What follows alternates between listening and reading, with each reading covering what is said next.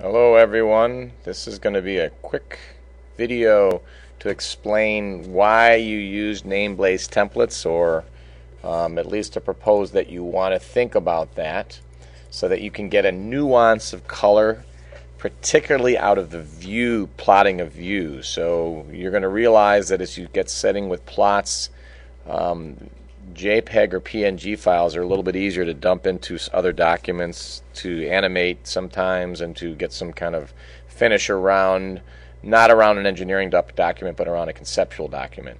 So the key, the one thing that will make this all possible, no matter how you sit down and what machine that you use, is to start with a name kind of, you can do what you want.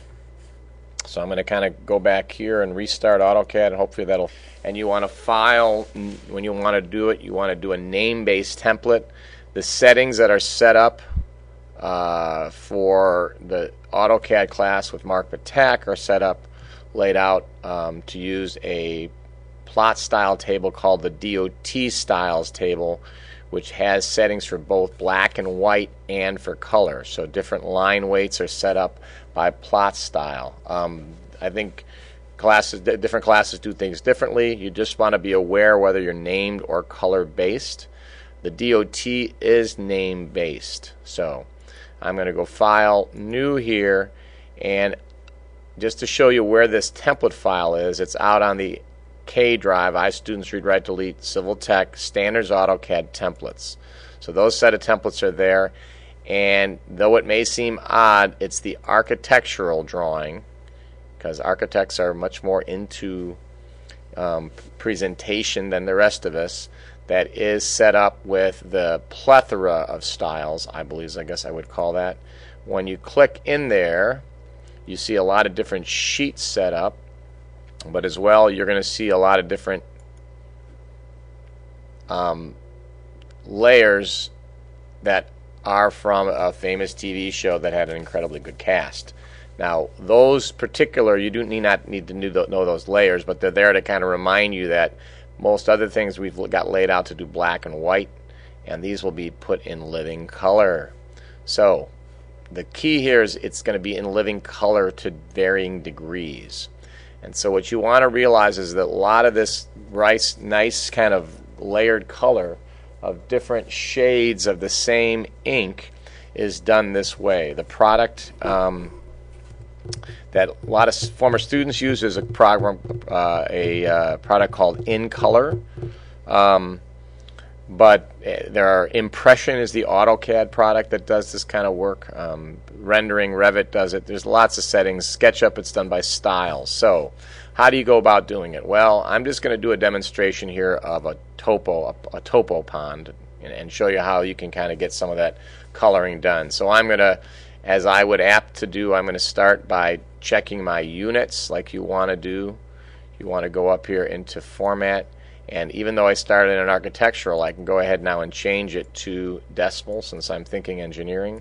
I'm just going to make my pond first by just kind of looking at a lot here that's maybe at 1,000 feet by 1,000 feet. So I've just arbitrarily drafted something out there, zoom extents.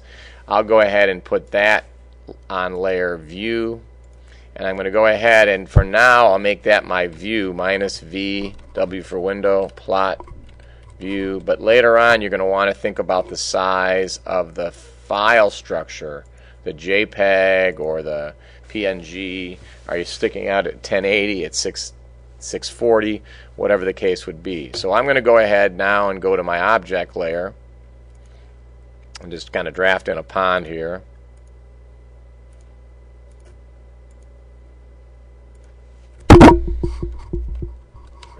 And I'm going to go back to the endpoint here,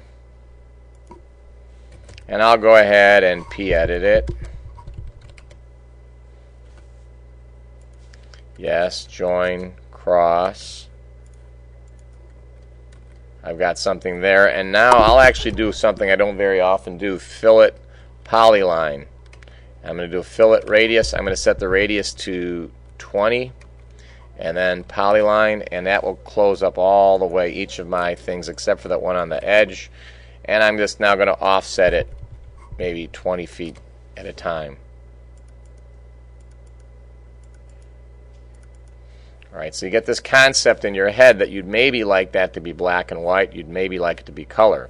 So if you were right now to go ahead and plot based on the fact that it's on the object layer, based on the plot style table that you're using, if you look along here, plot style, layer state, plot styles, based on that it's going to come in black and white. So if you do a plot from the model space, go over here, pull down to for perhaps a PNG. I'll go ahead and use that, not worry about scale right now. When I hit a preview, you see that comes in black and white. Alright, so that might not be what you want. So what you may want is you might want this stuff on in color, and so you can start to think about getting your line work correct, right, before you really get going out with this kind of shading work. That's kind of you might want to do this twice during the life of a project because it can be a bit of a mess. A lot of it comes to do with use associative shading. You can use hatches, of course, which come out in black and white. You can use tables for this. But what you want to do is you want to get used to the fact that these are laid out in increasing order of ink. So Chris Rock is going to be 20% ink, Damon Wayans, Jamie Foxx, Jim Carrey, and then all the way down. And you can change those as you may. So to look at how they're laid out, it's done in this table. And please don't change the table. You can make your own table if you want. In color screen 10, 20, 30, 40, 50, 60, 70, 80, 100, and then there's some others as well. So that's what you're looking for. And so as you go here to layer and look at now the layer manager stuff, right? I'm trying to pull that across here and it's not letting me, so I'm going to do that with you in a second. The layer management stuff, you can see that Chris Rock is laid out at 20%, Damon Wayans at 40%, Jamie Foxx, Jim Carrey, and in living color. And then way down shaded is at 10%. So as you go out doing your hatching, right, and you can do hatching any number of ways, you tend to use solid patterns, and for this would be one of the few times you actually change the color of the thing. So you want to make sure that you make dedicated layers or work on the layer that you want so you can play around with it. So in this case, I'll just use the ones that's there. I'll do B hatch, which is the hatch command. I'm going to grab a predefined solid hatch. I'm going to pick a color. The swatch, I'm actually going to select a color, and I'm going to go ahead and remember that numbers are colors. I'm going to go ahead with this blue here. 170, I'm going to remember that, and then I'm going to pick my point, and it kind of did too much, so that's not what I wanted. I hit a preview. Yeah, it did a relatively good job on that, and I can hit cancel. Right, so you want to get your hatches right. We'll try it again. B hatch, right?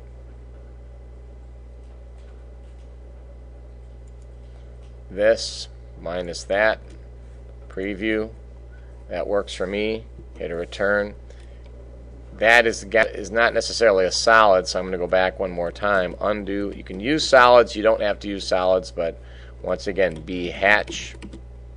Remembering to go up to the solid if you want. Pick your color. Select objects. One, the other. Do a preview. And you see that that went in on the Chris Rock layer. Now you go down to the Damon Wayans layer and do the same thing. B hatch, select objects. You're going to take this one minus that one. You're going to hit a preview, and that comes in. And you notice it comes in all, it looks like it's the same blue.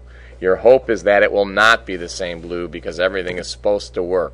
It will work in plotting to a view, but not necessarily to paper.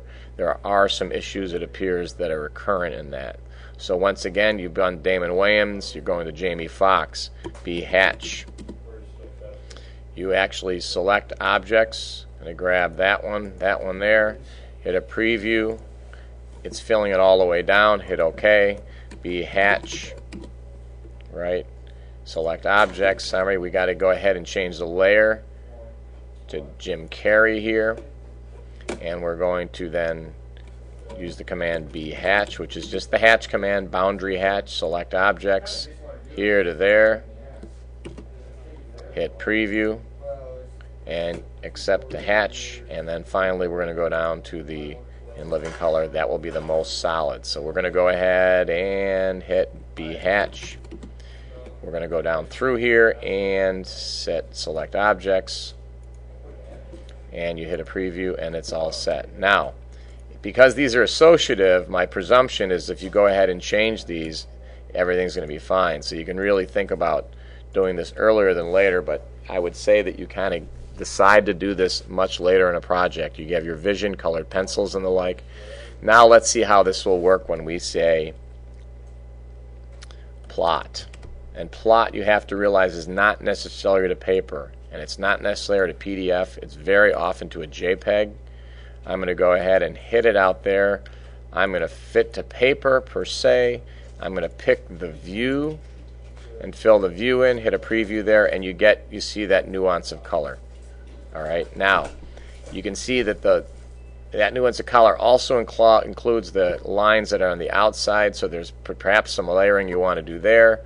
So I'm going to go first and apply that one, send it out, hit OK, send it someplace you know where it is. At this point I'll put that out on the K drive, in the development, in the image examples, and I'm going to put in a shaded pond. Alright, so that one is out there as an example. I'm going to hit save. What you want to do is right away when things are right, you hit L-man, you say new, and you put shaded plot with lines. Because the last thing you can end up doing, you can think about the object layer, then going to a no plot layer if you want. You could go here to layer and change what would be the object layer in this case to a no plot. Be very careful so you don't get screwed around with it, but now when you say the same thing, plot, go ahead to a JPEG, or I'll go to a PNG this time, very similar. Doing a view, everything is predicated on you having this not being missing. That comes down by setting up in your some of your settings. You hit a preview here and you get that pond. Maybe not so good with the white lines in there, but it'll have to go for now. So we're going to hit OK here and hit OK. Put it there as well, shaded plot. So that's how you go about doing this to get nuance of color. InColor is the product, Impression is the product, but just basic understanding of using plot styles that are set for color and then shading the same color gets you this really nice kind of flow of color that you might want to use in concept drawing, particularly in a block like trees in the site where we can get a couple greens in there, in maps in the same. So I'm going to hit save here, and we'll go ahead and we'll print this. That is one of the skills that you want to practice when you're doing a concept plan. So you do it first with colored pencils to get an idea, and even in a pinch you do it with colored pencils in your finished product. Thanks for listening.